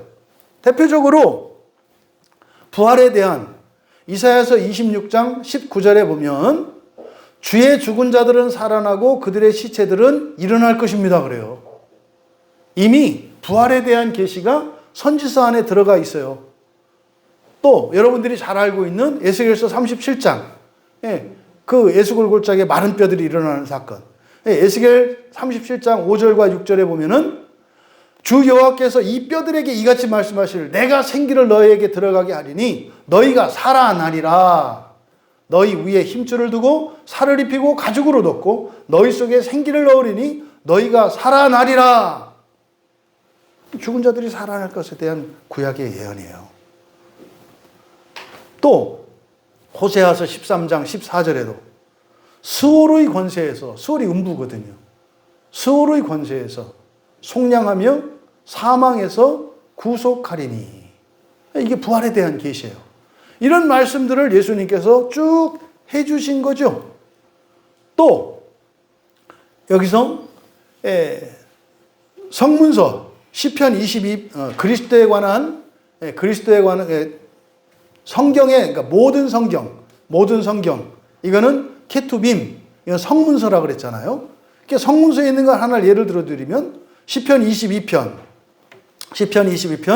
16절과 18절, 요 지금 인용한 구절들은 단톡방에 다 올려드린 내용들이에요. 22편 16절 18절에 보면 16절에서 18절까지 보면 개들이 나를 에워쌌으며 악한 무리가 나를 둘러 내 수족을 찔렀나이다. 내가 모든 뼈를 셀 수 있나이다. 그들이 나를 주목하여 보고 내 겉옷을 나누며 속옷을 제비 뽑나이다. 이거는 그리스도의 그 고난과 십자가에서 일어날 일들에 대한 그런 예언이었죠. 그러니까 이미 이렇게 구약 성경 안에 나타나요. 그럼 이제 부활에 대한 시편의 예언. 시편 16편 10절과 11절. 주께서 내 영혼을 수월에 버리지 아니하시며 주의 거룩한 자를 멸망시키지 않을 것입니다. 또 시편 30편 3절에서도 내 영혼을, 주께서 내 영혼을 수월에서 끌어내어 나를 살리사 무덤으로 내려가지 않게 하셨나이다. 여호와여, 주께서 내 영혼을 수월에서 끌어내어 나를 살리사 첫째 부활에 참여하게 하셨나이다. 고백할 수 있는 여러분들 다 되시기 바라요. 또 잠언 23장 14절에 부모된 이들에게 굉장히 중요한 교훈을 줘요. 내가 그를 채찍으로 때리면, 여기서 그는 자식이에요. 채찍으로 때리면 그의 영혼을 수월에서 구원하리라. 그러니까 부모가 자식을 때리는 이유가 뭐예요? 부활 때문이에요. 때리는 건 언제까지다? 우리나라로 봤을 때 초등학교 뭐 한 2, 3학년 정도까지예요, 이제는. 옛날에는 조금 기강이 더 좀 넉넉히 때려도 됐는데 지금은 애들이 똑똑해져서 그렇게 이제 때리면 안 되는 나이가 줄어들어요. 이렇게 지성이 발달해서. 그러니까 어릴 때 자녀들에게 회초리를 대는 일은 무엇을 위한 거다? 부활을 위한 거다. 자기 마음에 안 든다고 때리라는 얘기가 아니에요. 영적으로 각성시키기 위해서. 뭐겠어요? 누수를 이런 지성을 깨우고 감성을 이런 악한 감정들을 누르기 위해서 이렇게 하는 거죠. 이와 같은 예언들을 예수님께서 말씀을 하신 거예요. 또 심지어 구약에 승천에 대한 예언도 있잖아요. 승천에 대한 구약의 예언의 대표적인 게 에녹과 엘리야죠. 창세기 5장 24절에 하나님이 데려가셨다. 하나님이 데려가셨다. 이게 그 승천에 대한 성경의 최초의 예언이에요. 그리고 열왕기하 2장 11절에 엘리야가 하늘로 올려진 거. 이게 승천에 대한 예언이죠. 그 외에도 시편 104편과 이사야서 35장, 이사야서 40장 10절에는 하나님의 나라에 대한 예언. 이외에도 많이 있습니다. 이런 말씀들을 예수님께서 풀어서 해주신 거예요. 이게 이런 거다. 이게 이런 거다. 이게 사실은 오늘날 설교의 핵심이 바로 구약 성경을 설교할 때는 다 요 얘기를 하는 거예요. 그래서 구약 성경을 얘기할 때는 그래서 그리스도에 대해서 그리스도의 구원에 대해서 설교하는 거예요. 여기서요. 뭐 착하게 살아야 되고요. 뭐 이거는 설교가 아니에요. 구약 성경을 설교하는 목적이 뭐라고요? 그리스도를 드러내는 거고요. 그리스도 안에 있는 구원을 드러내기 위한 거라니까요. 그러니까 뭐 우리의 삶이 어떻고 뭐가 어떻고 웃기는 얘기죠. 여러분의 그 귀한 시간을 들여서 예배를 드리고 설교를 듣는데 그런 얘기를 여기서 들어야 돼요? 그 아무 데서나 들을 수 있는 얘기를 그 뭐하러 교회 와요? 네? 다른 데 가서 듣지. 더 편안하게 대접받고 들을 수 있는데. 근데 교회에서만 참된 구원의 진리를 들을 수 있기 때문에 꼭 나와야 되는 거잖아요. 근데 그게 없으면 더 이상은 교회가 제 기능을 못하는 거죠. 그러니까 예수님께서 바로 엠마오로 가던 두 제자들에게 이렇게 구약 성경에 있었던 모든 내용들, 이들은 최소한 구약에 있는 내용을 아는 사람들이에요. 그러니까 그게 이거다라고 설명을 했으니까 시간이 줄었겠죠. 지금 뭐 제가 다 열거한 것도 아닌데 이걸 어떻게 하죠? 그러니까요. 기본적으로 여러분들이 성경을 읽는 일은 여러분들이 하셔야 돼요. 일단 기본적으로. 그 다음에 그것이 무슨 의미인지를 가르쳐 주는 것은 목사들이 하는 일이고. 아니 뭐 두 눈이 있겠다. 책 있겠다. 요즘에는 또 읽어주는 오디오북도 있잖아요. 그걸 읽을 때, 구약 성경에 대한 이런 지식들이 있을 때, 설교를 들을 때 번쩍번쩍 하면서 무릎을 치면서 탄성을 지르면서 야! 이런 거죠. 근데 그것이 단지 이런 지적인 그것이 아니라 핵심은 뭐다? 우리의 지성을 깨우는 거다. 근데 이 지성이 깨어지지 않, 이렇게 지성이 계속적으로 각성되지 않고서는 부활에 참여할 수 없다. 이거를 기억하셔야 돼요. 글쎄요. 설교를 들으면 여러분들은 어떻게 하셔야 된다고요? 항상 뭔가 배우는 게 있어야 한다니까요. 뭔가. 뭐에 대해서? 성경에 대해서. 성경의 구원 계시에 대해서 배우는 일들이 일어나는 거예요. 그때 이제 여러분들이 안 믿으려고 하고 미련하고 더딘 이런 일들이 일어나죠. 그게 우리의 기도 제목 되는 거 아니에요. 하나님 제가 이러네요. 저를 하나님 새롭게 해주십시오. 말씀을 정리합니다. 여러분 구약 성경 말씀은 전부 그리스도와 그리스도 안에 있는 구원에 관한 말씀이에요. 뭐라고요? 구약 성경 말씀은 그리스도와 그리스도 안에 있는 구원에 관한 말씀이다. 구약의 성도들과 신약의 성도들이 어떻게 구원받는 게 다를까요? 우리가 그러잖아요. 다 예수 그리스도를 믿는 믿음으로 믿습니다. 그런데 구약 성경에는 사람들이 예수 그리스도, 예수 이름을 알지도 못한다니까요? 근데요, 요한복음 5장 46절에서 이렇게 말씀을 하세요. 예수님께서. 모세를 믿었다면 나를 믿었을 것이다. 모세를 믿었다면 나를 믿었을 것이다. 무슨 말이에요? 구약 성경에 애굽에 있을 당시에 모세가 찾아왔잖아요. 그때 모세를 믿었다면 그 사람이 지금 이 시대에 태어나면 교회 다니고 있을 거다 이 말이에요. 이해되시죠? 또 그가 그러면 모세가 준 모세 율법 있잖아요. 그 율법을 믿고 지키면 오늘날 여기 오면 뭐예요? 성경을 믿고 살았을 거라는 거예요. 똑같은 거다 이 말이에요. 똑같은 거다. 이게 예수님께서 요한복음 5장 46절에서 말씀한 거예요. 왜? 그가 내게 대하여 기록하였기 때문이다.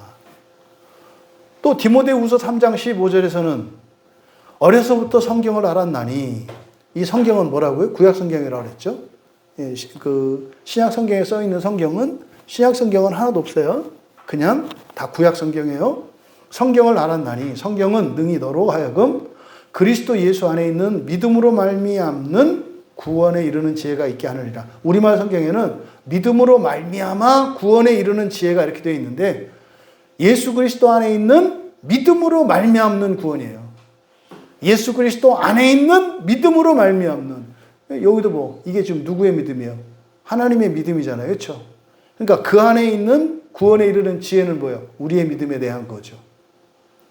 그래서 구약 성경뿐만 아니라 결국 모든 성경은 무엇을 위한 거예요? 그리스도 안에 있는 구원에 관한 거예요. 그러면 그리스도 안에 있는 구원이 뭐냐? 뭡니까? 바로 하나님의 영광에 이르는 거예요. 두 번째로 이 구약 성경에 있는 놀라운 이 계시 가운데 중요한 게 바로 그리스도 안에 있는 구원에 관한 얘기인데, 그게 뭡니까?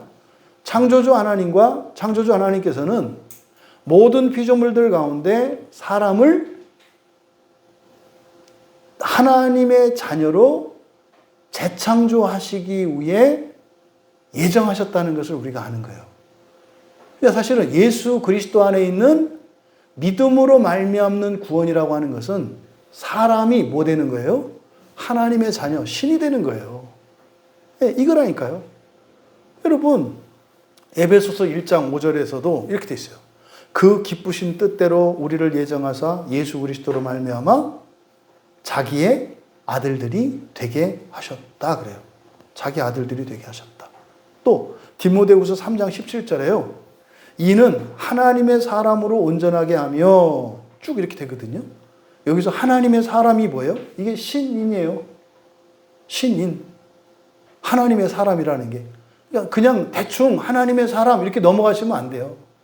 하나님의 아들, 하나님의 사람 같은 뜻이에요. 신인이라고 하잖아요. 신인. 하나님이면서 사람인 사람. 이게 디모데후서 3장 17절에 하나님의 사람이라는 말의 의미예요. 세 번째로, 제자들조차 성경에 기록된 예수 그리스도 안에 있는 믿음으로 말미암는 구원, 다시 말해 부활이죠. 그거를 믿지 않았다는 사실을 우리가 기억해야 해요. 그런데 이것의 핵심이 뭐다? 지성의 작용이라고 해요. 예수 그리스도 안에 있는 믿음으로 말미암는 구원인 부활, 그 부활하에 들어가는 하나님의 나라, 이것은 다 무엇으로 시작된다? 지성의 작용으로 시작된다. 지성의 작용으로. 그래서 마음으로 온전히 믿게 된다 이 말이에요. 그러니까 여러분, 우리가 믿는 것은 뭡니까? 성경이에요. 우리가 믿는 것은 뭡니까? 성경이에요. 우리가 믿는 것은 하나님입니다. 우리가 믿는 것은 예수입니다. 어떻게 믿어요? 성경이에요. 사람들이 얼마나 이걸 착각해요. 다 하나님 믿는다 그래요. 예수님 믿는다 그래요. 근데요, 성경 갖고 덤벼요. 그거 하나님 믿는 거 아니에요. 예수 믿는 거 아니에요. 성경을 어떻게 믿는 거예요? 문자적으로요. 그대로 믿는 거예요. 이걸 지금 오늘날 많은 사람들이 성경을 온전히 믿지 않아요. 지금 엠마오로 가는 두 제자와 같아요. 우리나라 기독교에 지금 아주 공동체적이고 심각한 이단적인 게 있어요. 그게 뭐냐면요, 사도신조가 왜곡된 거예요. 사도신조를 사도신경이라고 하죠. 경은 우리나라의 기독교의 경은 하나라니까요. 하나라니까요. 근데 사도신조에다가 신경을 붙였잖아요. 이거 말도 안 되는 거예요. 우리나라에서만 그래요. 여러분 아시죠? 어떤 사람들이 그러는지. 어떤 사람들이 막 허세 부리고 그래요. 왜 그래요? 뭔가가 문제가 있는 사람들이죠. 뭔가 문제 있는 사람들이 이렇게 허세를 부려요. 그러니까요. 왜 우리나라에서 이렇게 사도신경이라고 할까? 더군다나 우리 개혁주의 안에서도 어떻게 성경만을 유일한 하나님의 권위 있는 말씀이라고 얘기를 하면서 어떻게 그 신조에다가 신경이라고 붙일까? 성경하고 이게 로마 캐톨릭이 하는 거라니까요. 천주교는 그렇게 하는 게 맞아요. 천주교는 신경이라고 하는 게. 그 사람들은 교황이 말해도 성경하고 권위가 같으니까. 근데 어떻게 우리 개혁교회 안에서 이런 일이 일어났을까? 왜냐하면 우리나라 기독교에 컴플렉스가 있기 때문에 그래요. 성경 앞에 한번 봐보세요. 이거로 끝낼게요. 성경 앞에. 성경인가? 성경 앞에 보시면 사도신조가 있잖아요. 성경이 아니라 찬송가 합본으로 되어 있죠. 그 표지에. 표지 보시면 사도신경 이렇게 되어 있는 데 있죠. 사도신조라고 해야 된다 했죠. 그러니까 거기다 X표 치시고 조로 바꾸시고. 네? 그 다음에 중요한 게 뭐냐면 지금 전 세계 교회에서 한국 교회만 사도신조를 바꾼 게 있어요. 그럼 사실은 이렇게 하면요, 그냥 이단되는 거거든요. 심지어 사도신조는요, 로마 캐톨릭도 똑같이 고백하거든요. 이거는 모든 교단이 똑같이 고백하는 게 이 사도신조에서 사도신조는 굉장히 중요한 신앙 고백이에요. 이거는 똑같이 고백하는 거예요. 근데 우리나라만 똑같이 고백하지 않아요. 그게 뭐냐? 죽으신 거예요.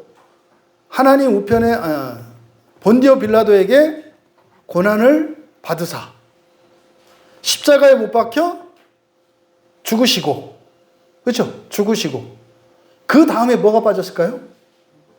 음부에 내려가서. 요게 지금 우리 성경에만 빠졌어요. 음부에 내려가사 죽은 자 가운데 사흘 만에 다시 살아나시며. 이게 지금 전 세계 교회에서 한국 교회, 한국 기독교, 이거는 천주교 뭐 할 거 없어요. 전부 지금 우리나라. 그래서 사실은요, 외국 목사님들이나 신학자들이 이 사실을 알면 난리 날 일이에요. 근데 그분들이 알 리가 없죠. 우리가 이걸 빼놓고 있는지. 그러니까요, 이거를 사도신경이라고 딱 바꿔가지고 못 건들게 만드는 거예요. 빼놓고, 굉장히 중요한 걸 빼놓고. 왜 이 얘기를 하냐면 바로 우리들이 제자들조차 부활을 믿지 않았다. 하나님의 온전한 말씀을 믿지 않았다. 그래서 우리들이 믿는 건 뭐다? 성경이다. 성경을 자꾸 변개하는 일이 일어나요. 그러니까 왜 이게 빠졌는가 봤더니 역사를 찾아보니까 감리교에서 이걸 뺐더라고요. 감리교에서. 그래가지고 감리교에서 이걸 뺐는데 이거 가지고 장로교가 붙었다가 교회가 분열되니까 그래서 이렇게 협상을 하다가 그 감리교 목사님들이 좀 셌나 봐. 거기는 이렇게 행동으로 움직이니까. 장로교 목사님들이 상대적으로 좀 덜 행동적이어서 그러니까 막 세게 나오니까 그래, 집안이 깨지느니 하나 되는 게 낫겠다. 그래가지고 음부에 내려가셨다. 음부 강화 사건에 대한 것을 빼버렸대요, 이게. 감리교 목사님들이 이걸 주장했다네요. 감리교 목사님들은 대개 성경을 그대로 믿지 않습니다. 거의 그대로 믿지 않아요. 예, 감리교에 가서 지금 제가 하는 것처럼 성경은 문자적으로 하나님의 모든 말씀이 그대로 믿어야 됩니다. 그러면 웃어요. 오래된 얘기예요, 오래된 얘기. 그대로 믿지 않아요. 그럼 보세요, 여러분. 전 세계 기독교회 가운데 있잖아요. 성경의 모든 말씀을 그대로 믿는 것은 1%가 채 안 돼요. 예수님께서 지금 엠마오로 가는 두 제자들에게 마음으로 모든 성경을 믿는 것이 어리석고 더디다고 하셨던 이 말씀이 지금도 여전히 다르지 않다는 것을 우리가 알 수 있죠. 쉬운 문제가 아니다 이 말이에요. 이게 무슨 감리교가 어떻고 뭐가 어떻고 신앙 고백이 어떻고 이걸 말씀드리는 게 아니라 여러분들에 대한 얘기예요. 여러분, 여러분의 지성을 날을 세우듯이 이렇게 벼르셔야 되는 거예요. 이렇게 더 예리해지게. 그런데 그 지성을 벼리는 핵심은 뭐예요? 성경이에요. 성경. 성경을 읽고 배움으로써 우리들이 어떻게 돼요? 미련하지 않을 수 있고요. 더디지 않을 수 있다. 그래서 성경을 열심히 읽고 설교를 듣는 일에 더욱 힘을 내셔라. 그렇지 않으면 어떻게 돼요? 바로 지옥이 여러분 앞에 와 있어요. 상상도 못할 일이죠. 그렇게 와 있어요. 지금 예수님께서 그 제자들에게 이렇게 냉정할 정도로 이 미련하고 더딘 자들아라고 하는 것은 바로 이 결과가 너무나 참혹하기 때문인 거예요. 우리는 오직 무엇만을 믿어요? 성경만을 믿어요. 그래서 성경에서 말씀하는 하나님을 믿고 성경에서 말씀하는 그리스도를 믿고 성경에서 말씀하는 그리스도 안에 있는 구원을 믿는 거지 이런저런 사람들의 주장을 믿는 게 아니에요. 그러니까 어떤 사람들의 주장이라는 것이 성경 말씀이라면 우리는 그걸 받아야 되는 거예요. 성경 말씀이라면. 그래서 참되고 바른 신앙으로 살아갈 수 있는 우리 모두 되기를 바랍니다. 그래서 여러분, 성경에 기록된 모든 말씀을요, 새롭게 깨달을 수 있는 여러분 되시기 바라고, 그렇게 새롭게 깨달았을 때 그것을 어떻게 해요? 즉각적으로 받아들이시는 여러분 되기 바라요. 여러분이 판단해서 이렇게 하지 마세요. 성경 말씀이면은 어떻게 해라? 즉각적으로 받아들여라. 즉각적으로. 더디 받아들이지 말고 즉각적으로 받아들여라. 그리고 그것을 가지고 마음을 기경해라. 마음을 기경해라.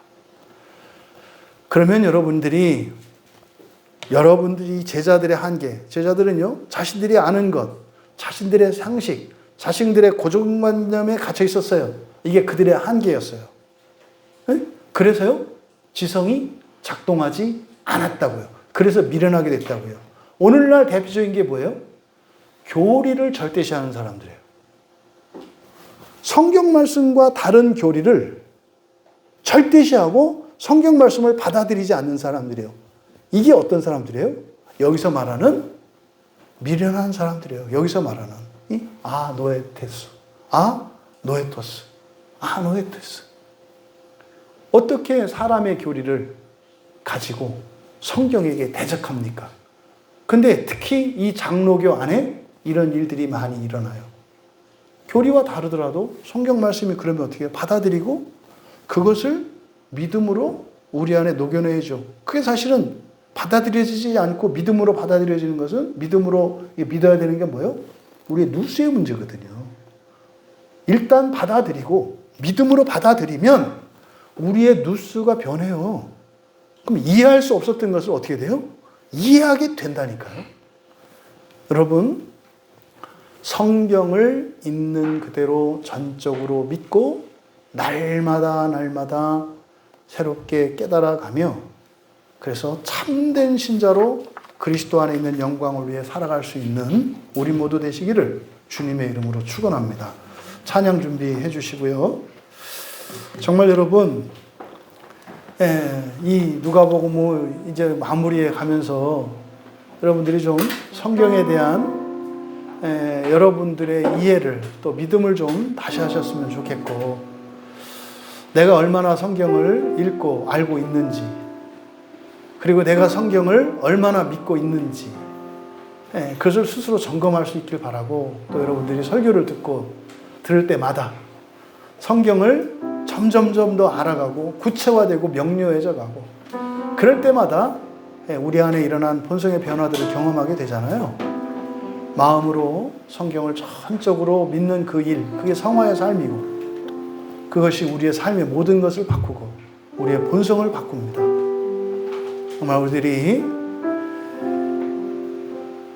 미련하고 더딘 자들아 라고 말씀하셨던 그 주님의 답답함이 우리들에게 이렇게 전달됐으면 좋겠고, 주님, 더 이상 저희들이 그렇게 미련하고 더딘 자들이 아니라 즉각적이고 지혜로운 자들 되어서 하나님의 말씀으로 날로 새로워지기를 원합니다. 이렇게 고백하고 결단하고 살아갈 수 있는 우리 모두 되기를 주님의 이름으로 축원합니다. 주 영광 나타내소서. 여러분, 주 영광 나타내는 것은 주님이 오실 것만 기다리는 게 아니라 여러분 자신에게서, 하나님 나에게서 하나님의 영광이 나타나게 하소서. 하나님, 사람으로서도 부족한 죄인이었던 내가 점점 하나님을 닮아가는 하나님의 영광이 나에게서 나타나게 하소서. 사람들의 눈에 나에게서 나타나는 하나님의 영광으로 참으로 나를 구원하신 예수 그리스도의 그 영광을 보게 하여 주시옵소서. 가사를 음미하며 우리 같이 찬양합니다.